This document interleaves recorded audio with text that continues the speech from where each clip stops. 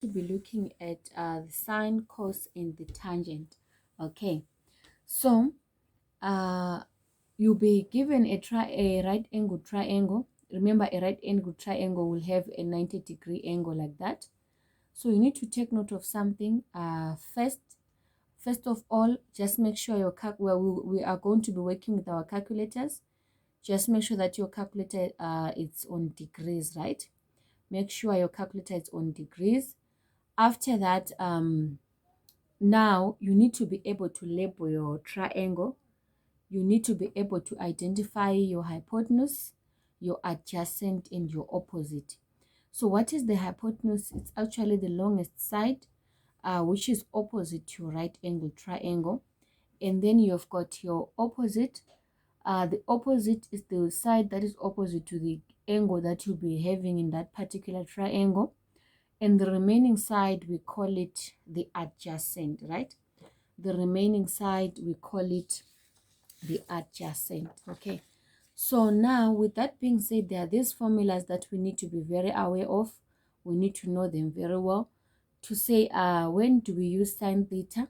We say sine theta is opposite over hypotenuse, cosine is adjacent over hypotenuse, and tangent is opposite over adjacent.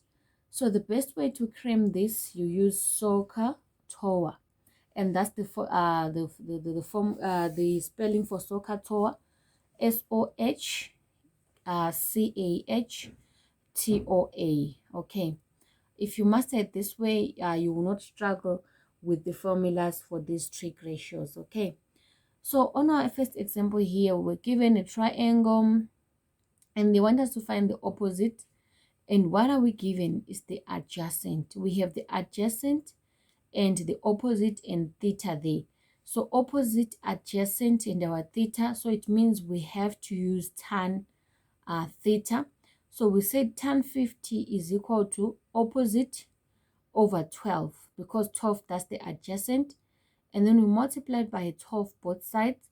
And that gave us OP being equal to 12 tan 50. And then we punched it on our calculator, which is very easy. You punch your 12 and then you go and punch tan, you click 50 and close your bracket, right? And that gave us a 14.3, rounded off to 1 decimal place, right? And then the second example that we had is this one. We were given an angle. They want us to calculate the hypotenuse, and we have the adjacent.